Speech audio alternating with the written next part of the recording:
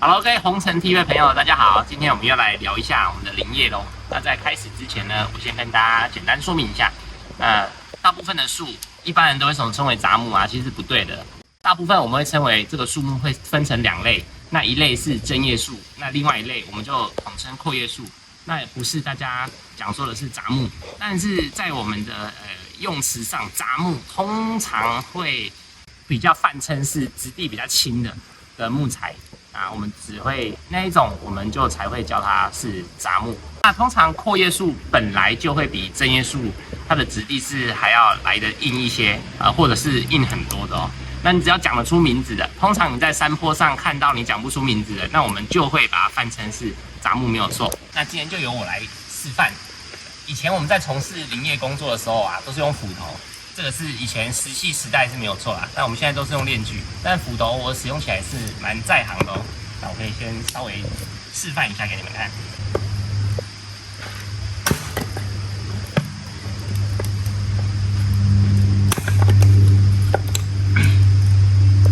你们刚刚看我劈针叶树是不是很轻松，而且这个声音非常清脆？你也向往这样子的手感吗？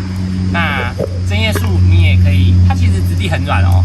你有没有看过国外的很多的 YouTuber 他们在剖这个树的时候，它有一些还躺着剖啊，你也可以看看。针叶树可以啦，阔叶树没那么容易。如果你把它躺平之后，你也可以这样侧着剖。那针叶树它本身它的质地比较软，比起阔叶树，它是比较不耐烧的哦。那也是，但是它耐烧时间并不会是折半或者是很大幅度的差距。那如果你还是喜欢烧硬木材，像我们大部分火柴都还是会做龙眼或荔枝树的话，那你也可以搭配，因为大部分应该很多人都会觉得龙眼跟荔枝它是比较难起火，那其实是蛮正常的现象，因为它质地太坚硬了。好，那我们现在就把我们刚劈的给它放进去。接下来我要劈这个硬木材给你们看，这支有点长哦，应该没有那么好劈。其实你们用小斧头要劈树，技巧难度本来就比较高。那如果你有机会换大斧头，你会发现其实劈柴是相对很简单的。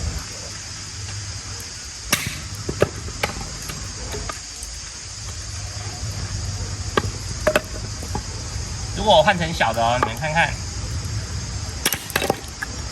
我可能是天生神力吧，没有啦，因为从小我们就使用斧头习惯。那好，有时候你拿到龙眼树结比较多的哦，我劈给你看，其实这个我也不行，没那么容易啦。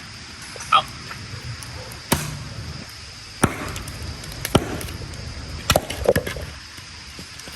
失败。好咯，有结的它本来就比较难劈，这是事实。好了，那如果你不擅长直接燃烧，我们称为阔叶树的木材，就是龙眼跟荔枝的话，那你可以在你的底下在做火源的时候，先做针叶树的，然后我们再把这个放进去。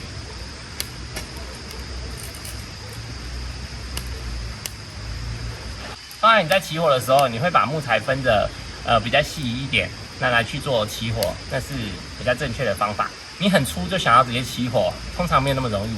尤其是阔叶树，它确实也比较难。那你可以用针叶树。那我还是建议你们，不管是针叶还是阔叶，就一样把它分细。等真正的明火起来之后，你再把它大块一点的下去。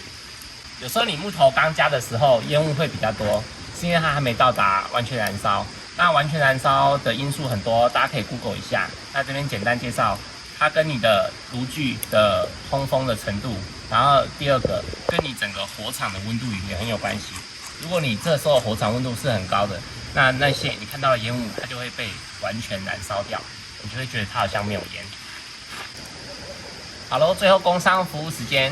那过去有很多朋友他们在使用阔叶树上直接起火，都遇到了一些困难哦。那我们今年呢，推出了全新的包装，然后还有全新的搭配模式，你可以只买阔叶树，那你也可以阔叶树就是指龙眼跟荔枝，那你也可以只买针叶树，针叶树我们提供的是柳杉。你也可以买一箱，里面有柳杉跟龙眼荔枝的阔叶树哦。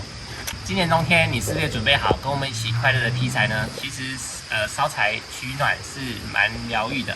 那如果你想要买到我们的产品的话，可以加各大的露营店哦。还有，如果你是在做纸火料理，或者是有其他烧火柴的需求，也欢迎联络我们。最后，今年冬天你准备好我们一起快乐的劈柴吗？劈柴是很疗愈的哦。那劈柴除了准备一把锋利的斧头，那还可以准备一个砧板。那如果你也想买一个砧板的话，可以到各大露营店洽询哦。那你们在露营店买到的不会是我刚刚从原木开始啊，你们买到的会大概是这个样子，那还有这个样子。那你们回去之后呢，一样可以放在砧板上快乐的劈柴。你看是不是很容易呢？你也可以学国外 YouTuber。也可以这样劈。好咯，喜欢我们的话，也希望你们可以参考一下我们频道内其他我们在林业工作时候的影片哦。好咯，如果你喜欢我们的林业生活影片的话，那欢迎订阅我们的红尘 TV， 那里面也有很多我们在林业工作上的一些分享，那欢迎你们